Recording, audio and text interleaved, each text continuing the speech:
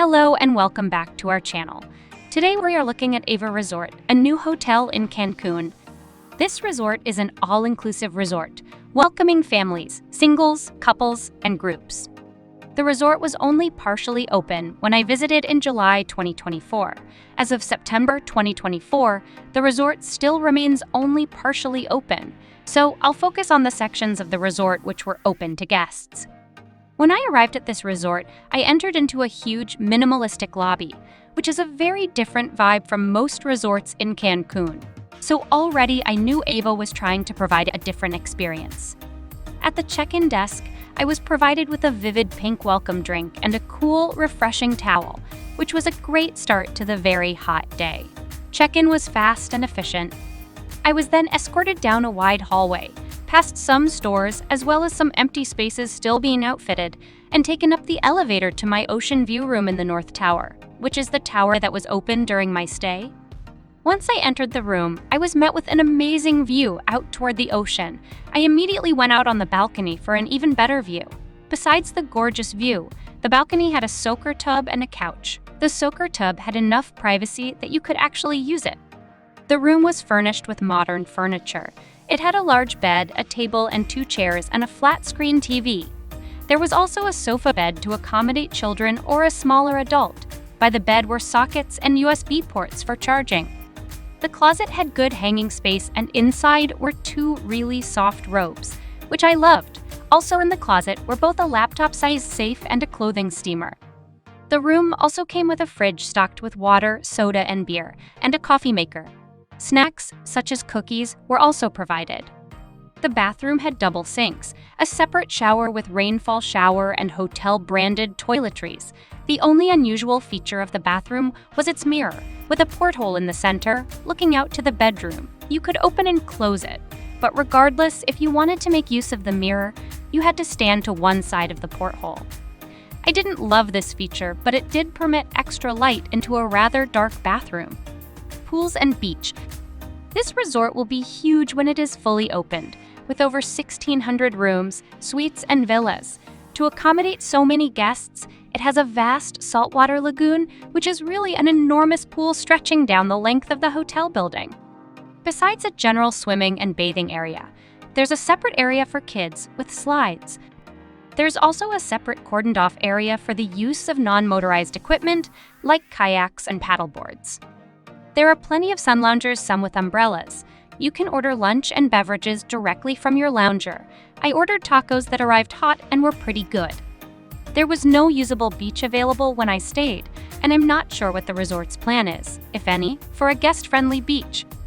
I did find a set of steps down from the pool decking to a sandy area, but there were no sun loungers, lifeguard, or any people there. I could still see yellow safety tape attached to a fence that had apparently been restricting access to the steps down to the sand. Restaurants and casual eateries.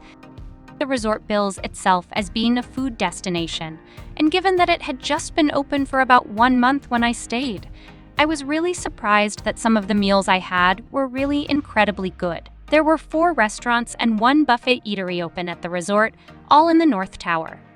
Kita, the teppanyaki restaurant, served up the best teppanyaki I have had at any Cancun resort.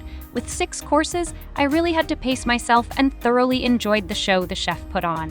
I was served delicious shrimp, great fried rice, and both the beef and chicken were really good. I also ordered a Long Island iced tea, which was very good. Black Iron is the steakhouse and was a guest favorite during my stay.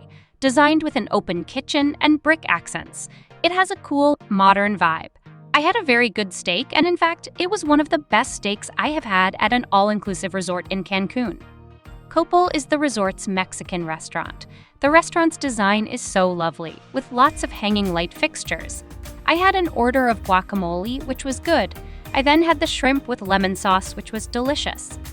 Veranda, the Italian restaurant, served up the least successful meal during my stay. I ordered a starter-sized portion of mushroom risotto, followed by spaghetti bolognese. Both came out tepid but were otherwise good.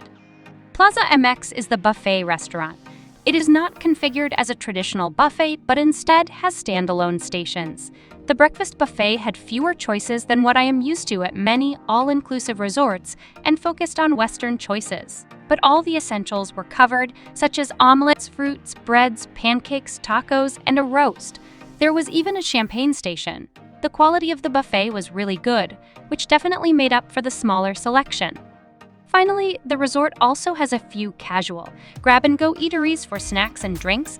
Aroma, a cafe serving up delicious lattes, had the friendliest staff. Also available is Como's, serving frozen yogurt, and Copal Tacos, serving tacos. Bars. Drinks at the resort are very good for an all-inclusive resort.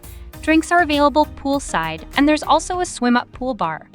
Indoors, there were 2 bars open when I was there. Directly next to the lobby was Digit, the sports bar, which serves up drinks and digital art. There are several big screens so you can watch the games. The other bar open was the Mixology bar, which was so fun. Come here for delicious handcrafted cocktails.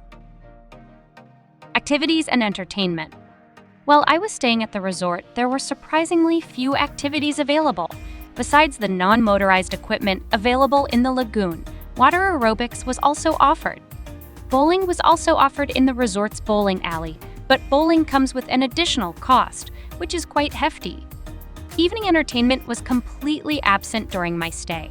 However, staff stated that the resort's intent is to provide exceptional evening entertainment well beyond what is currently offered in Cancun resorts. Gym.